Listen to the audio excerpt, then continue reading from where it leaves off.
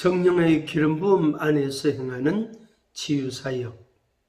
제가 오랜 세월 동안 그리고 수많은 사람들, 적어도 한 1600명 이상의 사람들을 치유하고 축복 기도해주고 때로는 연기도도 하고 또 죽기 기도도 하고 그래서 상담도 하고 코칭도 하고 그런 시간을 오랜 세월 보냈는데 거기에서 이렇게 전문가들이 이야기하고 또 제가 경험적으로 해본 글로서는 이 치유라는 이 내적 치유라는 거, 치유라는 그런 이 사역에 있어서 일정한 룰이 있습니다. 원칙이 있단 말이에요.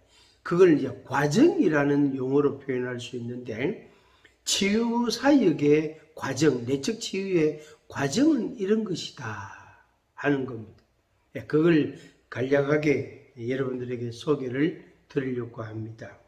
1단계, 2단계, 3단계, 4단계, 5단계 해서 10단계까지 이렇게 분류를 하는데 1단계는 이해입니다. 이해.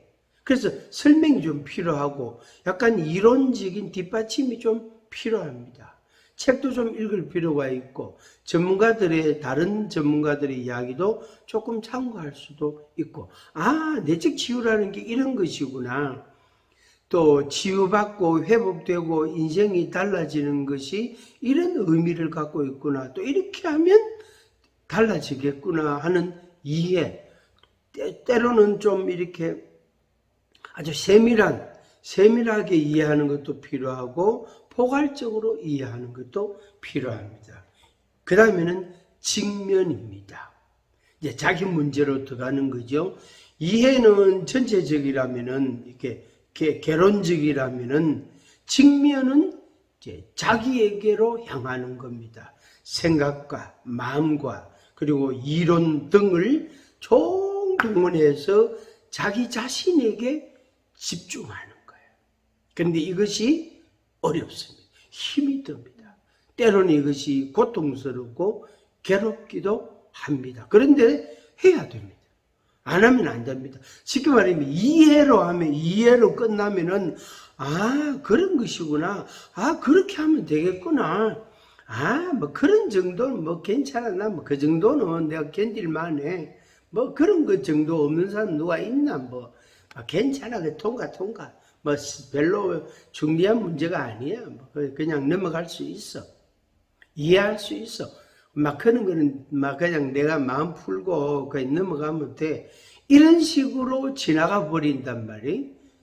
직면을 거부할 때. 그런데 직면을 하면 그 이론적인 근거 바탕 이야기를 가지고 그것을 가지고 자기에게로 향하는 겁니다.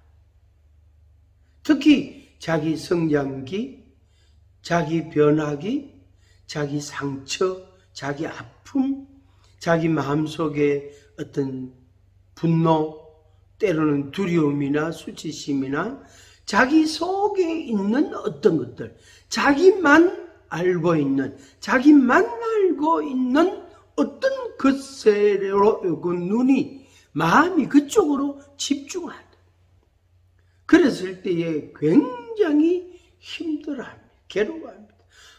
소스라치게 놀라고 괴성을 지르고 통곡을 하고 방바닥을 이 두 손으로 내리치고 그럴 때에 건물이 4층, 5층짜리 건물이 흔들흔들한 울릴 정도로 그렇게 그 분노 감정, 분노 에너지가 얼마나 강한지 몰라. 그렇게 그게 발산이 되고 표출이 되어진단 말이에요. 그게 직면입니다. 직면할 때에 고통이 따릅니다. 경련이 일어나기도 합니다. 통곡을 하기도 합니다.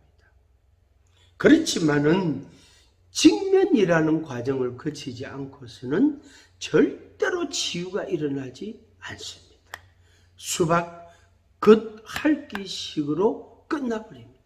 수박의 속살이 빨간 속살, 달콤하고 맛있고 수분도 풍부하고 얼마나 영양가도 있고 맛있잖아요. 그 수박 빨간색 속살을 냄새도 못 맡고 맛도 보지도 못하고 먹어보지도 못하고 그냥 수박 먹었다고 할 수 없잖아요. 거짓말이 되고, 그리고 그 사람은 다시는 수박을 만져보거나 찾지도 않게 되어집니다. 왜? 수박만 생각하면 괴롭단 말이에요. 그게 바로 상처라는 것이 그 사람을 엄청나게 왜곡시키고 위축시키고 있다는 말입니다. 직면하시기를 바랍니다. 직면하시기를 바랍니다. 여러분이 직면하려고 하면 과거에 겪었던 그런 사건이나 사람이나 장소나 어떤 것들에 대해서 여러분들이 직면하려고 하면, 다시 말하면 자기에게로 모든 관심을 집중하려고 하면 성령님께서 여러분들을 도와주십니다. 성령님이 여러분들을 붙잡고 이끌어 가십니다. 그렇게 해서 인격의 손상, 신체적인 손상, 혹은 사람과의 관계에 있어서 어떤 그런 수치나 어떤 부정적인 결과, 열매가 생기지 아니하도록 성령님이 여러분들을 보호해 주십니다. 그렇게 해서 그 상처로부터 상처를 치유받고 회복이 되고 변화되고 새로운 인생을 살아갈 수가 있는 것입니다. 이해, 직면, 그 다음에 토설입니다. 직면을 해야 토설이 나옵니다. 이 토설은 상한 음식 먹고 나면 배가 아프잖아요. 설설하거나 토해내야 되잖아요. 그것과 같은 거예요. 토설, 말로서 막 풀어내는 거예요. 자기 속에 상한 마음을, 상한 감정을, 생각들을 막 풀어내는 거예요. 왜 그래서 나 너무 얼마나 그때 내가 얼마나 힘들은지 알아. 내가 얼마나 무서운지 알아. 얼마나 내가 괴로운지 알아.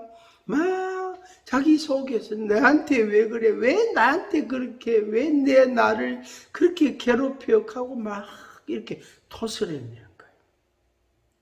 그 다음에 토설을 하고 나면 싹 씻는 작업을 합니다. 깨끗하게. 방바닥도 닦고 자기 몸도 닦고 생각도 닦고 마음도 감정도 닦고 그런 씻는 그런 과정을 거칩니다. 그리고 용서하고 축복할 대상이 드러납니다. 때로는 부모일 수도 있고 형제일 수도 있고 친구일 수도 있고 지인일 수도 있고 때로는 낯선 이름도 성도 모르는 낯선 사람을 용서해야 될 때가 있습니다. 사람 따라 좀 다르겠죠. 그래서 용서를 선포하고 예수님의 이름으로 마태복음 16장 16절 이하의 말씀, 신앙 고백 그 다음에 나오는 말씀, 네가 땅에서 매면 하늘에서도 매일 것이고 네가 땅에서 풀면 하늘에서도 풀리리라. 마태복음 16장 18절 말씀. 그걸 근거로 해서 용서합니다. 용서. 우리가 우리에게 죄 지은 자를 사하여 준 것 같이 우리 죄를 사하여 주옵시고, 주님이 가르쳐 주신 기도문 일부를 가지고 또 표현하는 겁니다. 용서하고 그 다음에 그 대상자를 축복 기도해주고 그러면서 그 사람으로부터 그 사건으로부터 자유함을 누리게 되어집니다. 그리고 이제 축사합니다. 축기합니다. 악한 영은 떠나가, 죽음의 영은 떠나가, 음란의 영은 떠나가, 가난의 영은 떠나가, 두려움의 영은 떠나가, 이렇게 이름을 붙여가지고 축사하는 기도를 합니다. 그런 시간에 막 경련을 일으키고 막 어떤 특이한 반응을 보이는 그런 사람들이 많습니다. 축사 혹은 축기 기도를 할 때 많이 일어납니다. 그 다음에 이어서 나오는 게 성령의 기름 부음입니다. 머리에 손을 얹고 안수하기도 하고 어깨에 손을 얹고 안수하기도 하고, 또 상처가 있으면 아픈 부분 거기에 손을 대고 기도하기도 하고, 그럴 때에 성령의 기름 부음이 그 사람에게 임하여서 그 사람을 치유하고, 그래서 성령님은 완전하시고 전능하시니까 그 사람에게 그렇게 완전한 모습으로 그에게 임하시고 역사하셔서 그를 회복시켜 주시는 것입니다.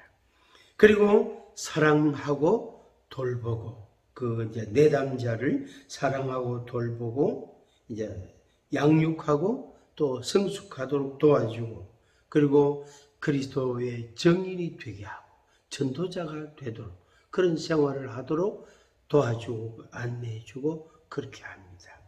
그래서 8단계, 9단계, 10단계는 치유를 경험하고 난 이후에 하는 겁니다. 제가 이제 치유사역을 하고 상담을 하고 치유사역을 하고 난 뒤에 이 코칭이라는 라이프 코칭, 라이프 생활을, 인생을 코칭하는 이런 경험, 이런 일들을 좀 장기간 합니다.